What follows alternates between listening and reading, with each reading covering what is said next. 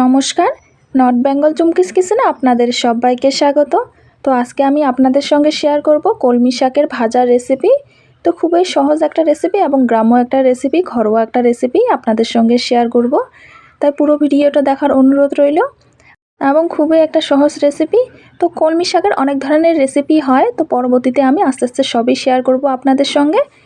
তো দেখতে পাচ্ছেন একটা কলমি শাক নিয়েছি। কলমি শাকগুলিকে ভালো মতন বেছে নিতে হবে।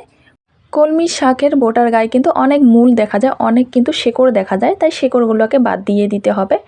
আর কলমি শাকের যে শক্ত মতো দণ্ড অংশটা থাকবে, যদি কোনো শক্ত মতো দণ্ড অংশটা থাকে তাহলে সেগুলিকে বাদ দিতে হবে। যেমন এখানে একটা শক্ত মতো দণ্ড ছিল, তাকে বাদ দিয়ে দিলাম।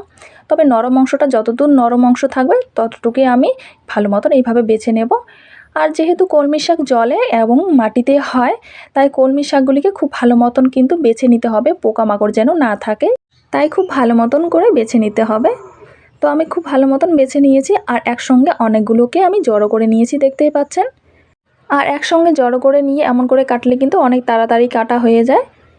তো আমি একটা চাকুর সাহায্যে অন্য একটা পাত্রে এরকম ছোট ছোট করে আমি কেটে নিচ্ছি। তবে আপনারা আপনাদের পছন্দ অনুযায়ী ছোট বড় করে কেটে নিতে পারেন, তবে আমি এই সাইজের করে কেটে নিচ্ছি ছোট ছোট করে। আর আমার চ্যানেলে কলমি শাকের রেসিপি এটা ফার্স্ট আমি এই রেসিপিটাই শেয়ার করলাম। পরবর্তীতে অনেক ধরনের রেসিপি আমি আপনাদের সঙ্গে শেয়ার করব কলমি শাকের। তো এইভাবে আমি কেটে নিলাম, এইভাবে আমি সমস্তগুলি কেটে নেব।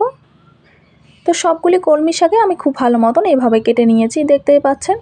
তো এখন আমি খুব ভালো মতন ধুয়ে নেব। তো কলমি শাকগুলি কিন্তু মাটিতে এবং জলে হয়, তাই খুব ভালো মতন ধুয়ে নিতে হবে। আমি এখন ধুয়ে নেব।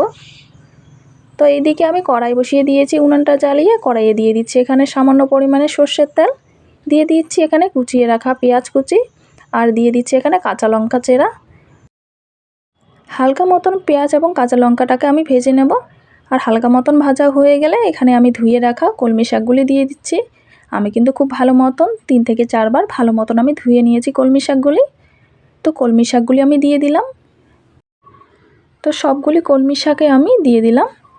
আর সবগুলি কলমি শাক দেওয়া হয়ে গেলে এখন আমি দিয়ে দিচ্ছি এখানে লবণ, স্বাদ মতো লবণ আমি দিয়ে দিলাম। দেওয়ার পর খুব ভালো মতন মিশিয়ে নিচ্ছি লবণের সঙ্গে কলমি শাকগুলিকে। আর খুব ভালো মতন মেশানো হয়ে গেলে এখন আমি ঢাকা দিয়ে রেখে দেব 6 থেকে 7 মিনিটের মতো। প্রায় 6 থেকে 7 মিনিট আমি ঢাকা দিয়ে রেখেছি। দেখতেই পাচ্ছেন কলমি শাকগুলি কিন্তু খুব ভালো মতন সেদ্ধ হয়ে গেছে। আর যেহেতু কলমি শাকগুলি অনেকটাই নরম ছিল, তো খুব ভালো মতন সেদ্ধ হয়ে গেছে। এখন আর ঢাকা দেওয়ার কোনো রকমের প্রয়োজন নেই। এখন আমি দিয়ে দিচ্ছি হলুদের গুঁড়া। তবে আপনারা চাইলে কিন্তু হলুদের গুঁড়াটা নাও দিতে পারেন। আর দিয়ে দিচ্ছি এখানে আমি রসুন, থেতো করে রাখা রসুন দিয়ে দিলাম। তো খুব ভালো মতন মিশিয়ে নিচ্ছি হলুদ এবং রসুনটাকে। মিশিয়ে নেওয়ার পর এমন করেই আমি মিডিয়াম আঁচে খুব ভালো মতন এইভাবে নেড়ে নিয়ে এমন করে ঘেটে নিয়ে কিন্তু আমি ভেজে নেব। কোনো রকমে আর ঢাকা দেওয়ার প্রয়োজন হবে না। তো আমি এভাবে আমি ঠিক নেড়ে নিয়ে এবং ঘেটে নিয়ে খুব ভালো মতন মিডিয়াম আঁচে এভাবে ভেজে নিয়েছি। তবে আপনারা এখন কিন্তু একটু সর্ষের তেল দিয়েও ভেজে নিতে পারেন, তবে আমি আর শেষ পর্যায়ে সর্ষের তেল দিচ্ছি না। তবে আপনারা চাইলে দিতে পারেন, তবে আমি দিচ্ছি না। দেখতেই পাচ্ছেন আমার কিন্তু ভাজাটা হয়ে গেছে। তো আমার কিন্তু কলমি শাক ভাজা একদমই রেডি। এখন আমি নামিয়ে নেব। আর নামিয়ে নেওয়ার পর আপনাদেরকে দেখিয়ে দিচ্ছি।